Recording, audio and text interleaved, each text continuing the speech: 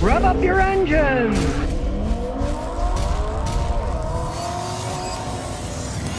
Tom Dunnick says, Scotty, do you put a new video every day? No, I put out 2 videos every day. I like helping people out. Every time I see some information that I figure people need to know, that I'll tell them the truth about stuff, because there's so many lies out there on the internet and in media these days, you can't believe half of what most people are saying, right? So whenever I see somebody saying some ridiculous thing or some asinine thing the government is doing, I want to warn people about it. You know, I want to say, hey, look at this. This is the most ridiculous thing you've ever seen in your life. Hey, people agree. And they can see. I test out things all the time for people. If it's bad, I tell people it's bad, so they don't have to test it out, so they don't get ripped off. And people that have personal problems, I'm back in Clarksville, Tennessee now. Feel free to contact me, ScottyKilmer@gmail.com. Set up a time to have me check out your car and go through it. I like making videos to help people out, because every year millions of cars are sold. Tens of millions of cars break down.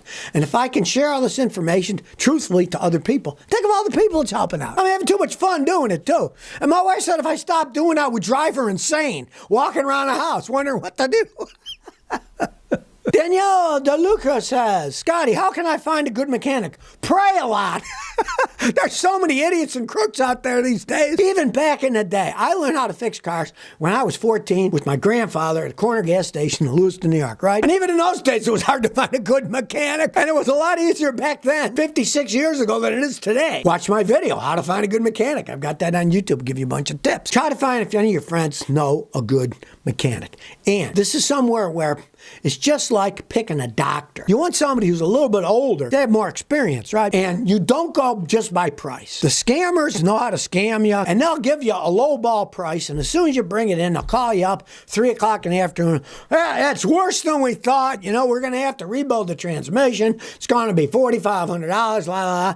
You got to find an honest one. Ask all your friends. Somebody somewhere's got to know a mechanic that knows something about cars. There are mechanics out there. Look for a good independent mechanic, because you can't go to a dealership. They have too much overhead. Some of these dealerships have an overhead of $3 million a year. Who's paying that $3 million?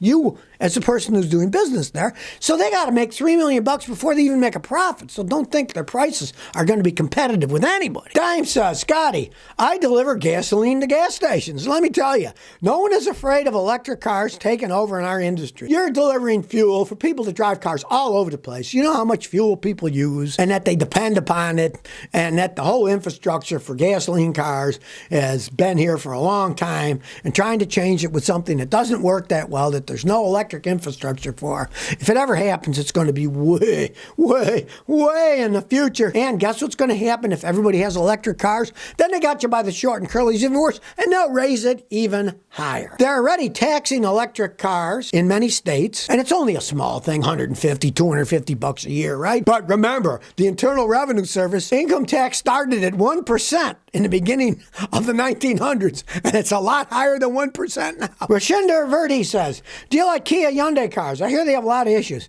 Yeah, I am not a fan of any of the Korean cars because they are cheaper made. They have transmission problems, blowing up all the time. The CVTs stink. They have engine problems. The engines blow up on them. They have electrical problems. Their fuel injection systems have a history of problems. They're cheaper made cars. They spend a fortune advertising. A lot of people fall for advertising. That's how that stuff goes. And I guess now Amazon's got a deal going where you can buy them on Amazon. You know, kind of a gimmick, really. If I was Amazon, I would have tied in with a better car company than that. But, you know, when it comes to money and they want to spend a lot of money to try to sell their cars, Amazon's not a car dealership, so they're just taking whoever gives them the most money, I suppose. But I don't like them. They don't hold up over time, and they just have too many problems for me. On the other hand, I've had people drive them 150,000 miles that didn't drive them hard, and they still lasted, and they were happy enough with them. But I see too many problems for all the majority of my customers who bought them to ever advise anybody to buy one. Sam Adams says, I got an 05 Tundra V8, 150,000 miles. I feel vibration every 2 seconds at 30 miles an hour with no torque applied to the drive. Okay, those are notorious for having problems with the torque converter. The torque converter starts slipping, and that's what you get, that vibration, right? There are additives you can get that help torque slip. Go to your local auto parts store, ask them for the best one that they suggest that you put into the transmission. Now, they're little bottles, so you really don't even need to drain anything out because they're only little bottles. Pour it in, give it 250 miles of driving, and if it helps it, great.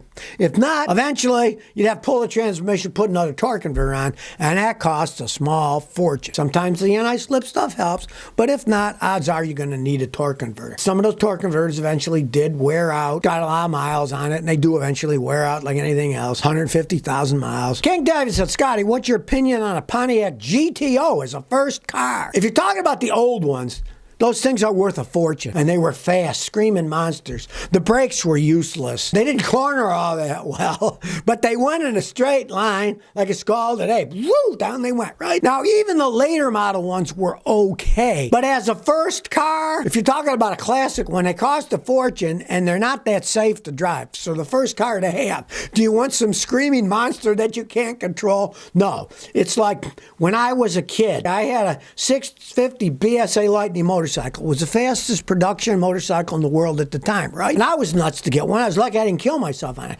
But it only had like 57 horsepower. Today, the production bikes, they're pushing over 200 horsepower on those things. No human being that just learning how to drive can control that stuff. So think a little less horsepower for your first car. I'll tell you that. You don't want to wrap yourself around a tree. Cool Buddy 28 says, Scotty, I'm thinking about buying a 2000s Jaguar XJ. I heard a lot about expensive repairs. I want to know, is it still expensive if you're working on yourself? Well, yes, it is, because the parts cost so much money. I know people in England, and they do that, but it's a different story, because in England, they got junkyards that are full of Jaguars, and they can go get used parts in a Jaguar junkyard. Here in the United States, there aren't too many junkyards that have Jaguars in it, right? You're still talking about a 2000s, very high tech, right?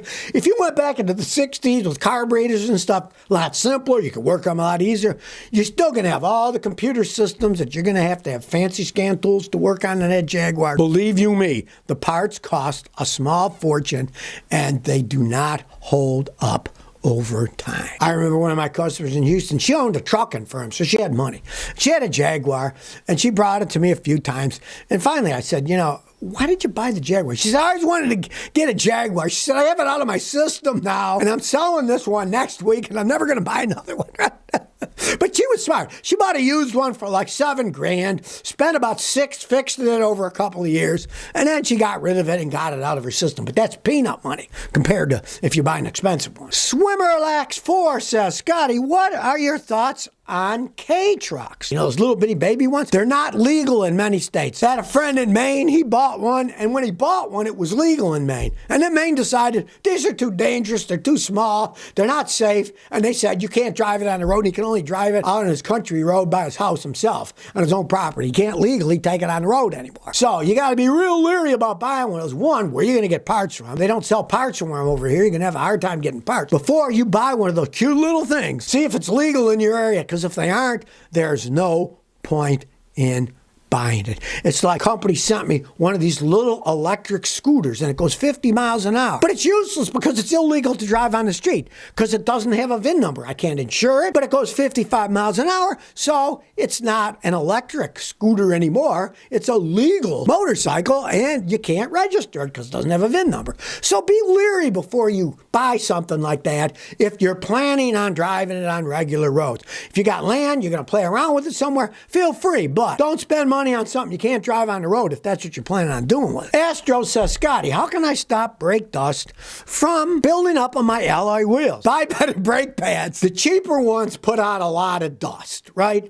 Now, from my experience, Akebono, it's a Japanese company, but they make brake pads for all kinds of vehicles, Akebono. They make the best that don't put out much dust. Other than that, you're just going to have to keep cleaning them all the time because a lot of them, especially like take BMWs, they have real soft brake pads, so they're quiet. But being soft, they wear out faster, they put dust all over the place, right? So try Akebono pads, and other than that, just keep cleaning them off because it's going to keep building it up when you stop. Dinesh says, my car won't start. The dash lights go off when I turn the key. I got an 09 Scion. I just replaced the clutch, put it back together, now it won't start. The dash lights go off when I turn the key. Okay, you probably have a very simple problem. You put a clutch in because your clutch was worn out, right? But it was running, but now it won't even start. You didn't put the ground cable on correctly in most cases. The battery, you got positive and negative cable. Positive sends positive electricity to all the wires, right? The negative grounds the frame and grounds the body. You had to take the ground wire off the transmission when you took it off. If you didn't get the ground wire on tight, the transmission isn't grounded. Guess what? The starter bolts on the transmission where it fits into the engine. So if it doesn't have any ground, it won't do anything. And when you turn the key, the dash lights will even go out because that loss of ground strains the whole system, and odds are you just got a loose ground wire somewhere, you know. The only other thing would be if you had a weak battery and it took you a while to put the clutch in, the battery just went flat, but that's simple. Just jump start it, right? If it jump starts, then that's not the problem, but if it doesn't jump start, you follow the negative battery cable, you'll probably find it's not bolted to the transmission, right? Because you unbolted it when you took the transmission or whoever did the job. So if you never want to miss another one of my new car repair videos, remember to ring that bell.